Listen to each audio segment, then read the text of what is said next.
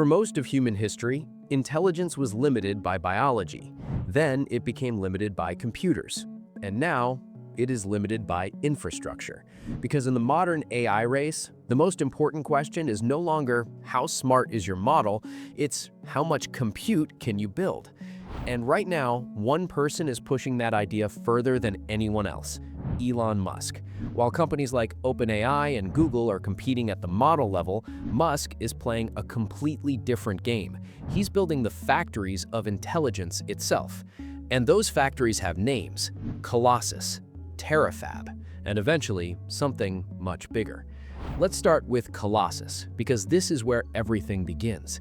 Colossus is not just a data center. It is one of the largest AI supercomputers ever built. Developed by xAI, Colossus was constructed at an almost unbelievable pace. It went from concept to operation in just over 4 months. And within that time, it deployed over 100,000 GPUs, then scaled to 200,000 GPUs, and plans are already pushing toward 1 million GPUs. To put that into perspective, most large data centers take years to build. Colossus scaled in months. And that speed is not an accident. It's the strategy, because Musk understands something fundamental about AI. The future of intelligence is not just about algorithms, it's about scale. And Colossus is built to scale faster than anything else. But the real story is not just size, it's power. Colossus is designed to operate at enormous energy levels, hundreds of megawatts today, and moving toward gigawatt-scale compute. That's not just a data center, that's industrial infrastructure. In fact, some projections show the site expanding to nearly 2 gigawatts of compute capacity. That is enough energy to power entire cities, which raises an obvious question: why build something this big? The answer is simple: because AI is becoming an industrial process. Just like factories produce cars or steel or electricity, these new systems produce intelligence. And that brings us to the next phase: Terafab. Unlike Colossus, which focuses on training AI, Terafab is about something deeper: manufacturing the hardware that powers AI itself. According to recent reports, Musk is planning advanced chip factories through his companies Tesla and SpaceX. These facilities aim to design, test, and manufacture chips in one integrated system. Not just standard chips, but highly specialized AI chips. One set designed for robots and autonomous systems, another designed for something far more ambitious: AI in space. Yes, space.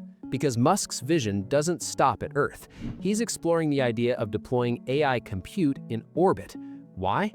Because space offers something Earth cannot: unlimited solar energy.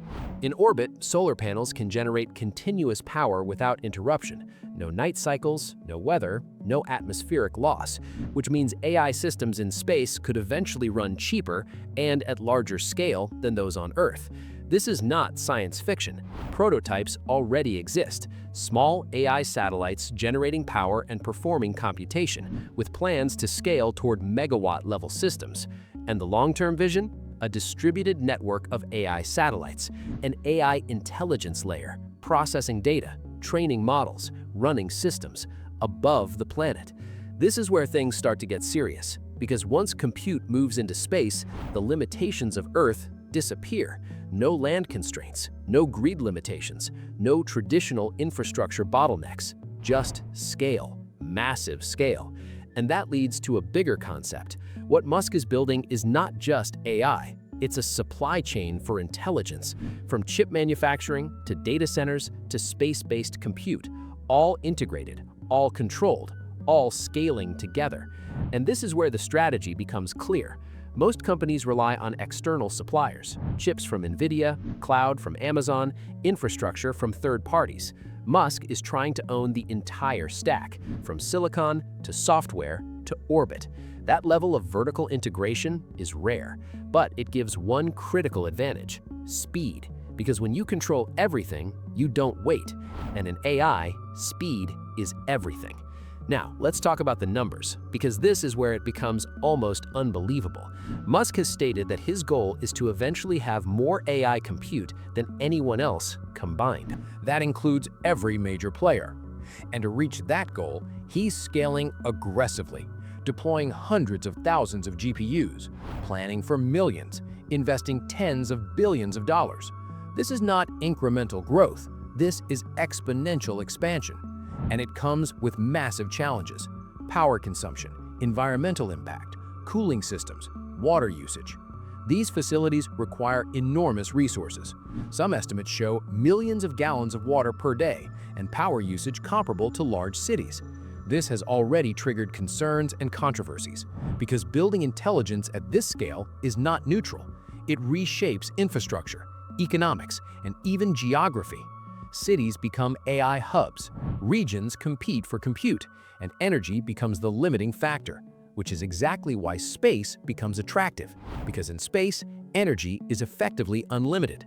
Now, let's zoom out. What is the actual goal behind all of this? It's not just building better chatbots, it's building a system that can continuously improve itself, a feedback loop of intelligence. More compute, better models, more automation, faster automation, faster development, more compute, and the cycle continues. This is how you reach something beyond traditional AI, something closer to artificial general intelligence, or even superintelligence. And that's the real objective. Not just competing with other companies, but redefining what AI infrastructure looks like. Because if you control the infrastructure, you control the future of AI. Now here's the part most people miss.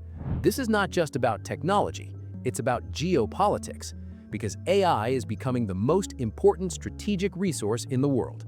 And whoever controls the most compute controls the most advanced intelligence. That's why governments are watching this closely. That's why companies are investing billions. And that's why Musk is moving so fast. Because this is a race, not just for better products, but for dominance. There's a point where compute stops being a software problem and becomes an energy problem. That's exactly where AI is heading. The largest models today are not limited by ideas. They're limited by how much electricity can be delivered to the machines. Data centers are already consuming massive amounts of power, and as systems scale into hundreds of thousands of GPUs, energy becomes the single biggest constraint. This is why the next phase of AI isn't just about better chips, it's about building entirely new energy systems to support them. But power is only half the story. When you push that much energy into compute systems, you generate enormous heat.